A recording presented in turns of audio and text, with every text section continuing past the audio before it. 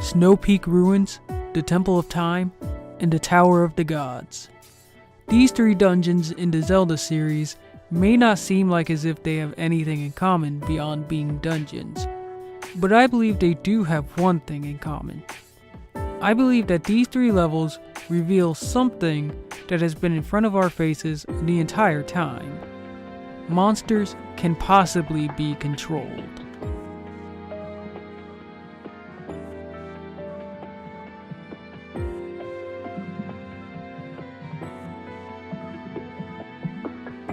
In order to explain, I need to talk about each location I listed and what lies within them that led me to this theory.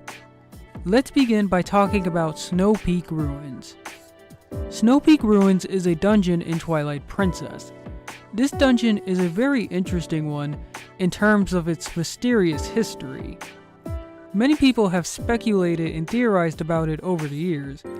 One common thing that people have pointed out is how the dungeon is built like a fort, and there's evidence of it being a fort based on all the weapons, armor, and other stuff seen throughout the level. What's interesting to me is the suits of armor seen in most parts of the dungeon. One quick look will obviously tell you that the armor was not created to be worn by any soldier of Hyrule. Instead, it looks like it was made for some large monster of sorts. Possibly the same type of monster as the mini-boss of this level. There are also multiple sets of this armor stored throughout the ruins, with no signs of any armor meant to be worn by a human of any size. This leads me to think that there was supposed to be a small army of these creatures, but for some reason, this army was either never realized or just vanished. Whatever the case, there would have to be someone who had the ability or means to control such a monstrous army. And I think that person was either Rauru or whoever the current Sage of Light is, which I will explain by talking about the Temple of Time. But what leads me to believe that it could be one of the Light Sages? Well, there is a portrait of what looks like to be Rauru in some parts of the dungeon. This possibly suggests that he has some sort of connection to the level. Not only that, but there's something strange about the behavior of a certain monster in the Temple of Time. But before I talk about the Temple of Time, I have to deal with this question first. Is it possible to control people in the Zelda series? The answer is yes. One prime example of this is Ocarina of Time. At some point in the game, you meet a Gerudo woman named Nabooru.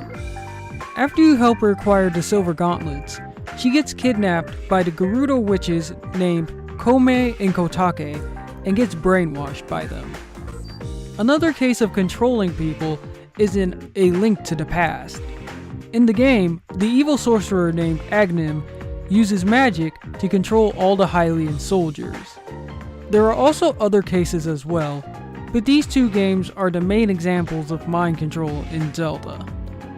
Also, each time mind control was involved, it was always done by using magic, and there are also objects with similar effects that can be used on animals. However, what I just listed were all cases of humans being controlled. But is it possible to control monsters in a similar way? Well, that's where the Temple of Time and the Tower of the Gods come in. Out of all places I have listed, the Temple of Time is the most iconic. It's appeared in numerous games like Ocarina of Time, Twilight Princess, and Breath of the Wild. But for this theory, I'm going to talk about the Twilight Princess version.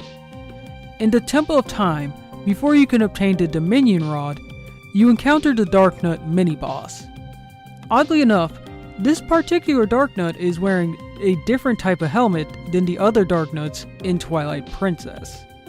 In fact, its helmet is different from most Darknuts in canon Zelda games, as its helmet looks more designed to be knight-like in comparison to the demonic-like helmets of its kind.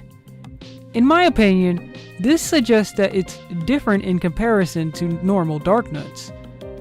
Now, I may be looking too much into this, but it seemed like as if he was guarding the Dominion Rod. And it's strange that he doesn't immediately attack until you get near him, unlike most mini-bosses. Now, as I mentioned earlier, when I talked about Snow Peak Ruins, I believe whoever was the Sage of Light at the time might have been controlling the Dark Nut, or even possibly created it. The latter would explain why this Dark Nut has a different type of helmet from the rest. And since sages are individuals who can use magic, it would also fit with what I said earlier about how magic was used to control people. In Wind Waker, there is a song that has been shown to control people.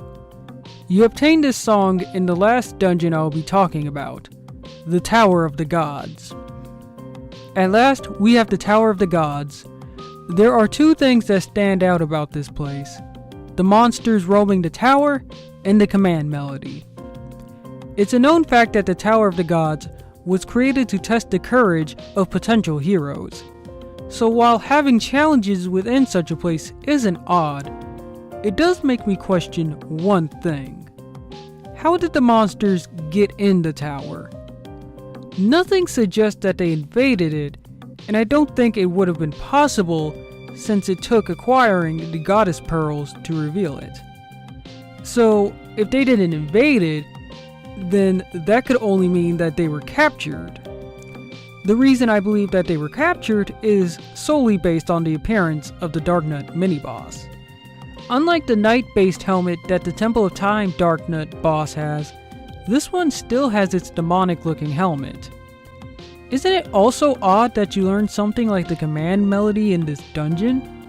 I mean, it's a song that allows the user to not only control certain objects, but people as well to a small extent. Plus, how did the King of Red Lions know that the command melody could control people? Unless he's seen it in action himself, there's no way he should have known about this ability. While I don't think the command melody was used based on its limited control over people and the fact that it requires the Wind Waker to use it, I do believe that a spell or something with a similar effect could be used to control monsters. Mind you, this doesn't mean I believe that the people using this on monsters are using it for nefarious purposes. I'll also admit that none of what I said is super concrete, though I still want to hear your opinions about it. Can monsters be controlled or not? Tell me what you think in the comment section below. Also, hope you all enjoyed my vid, and thank you.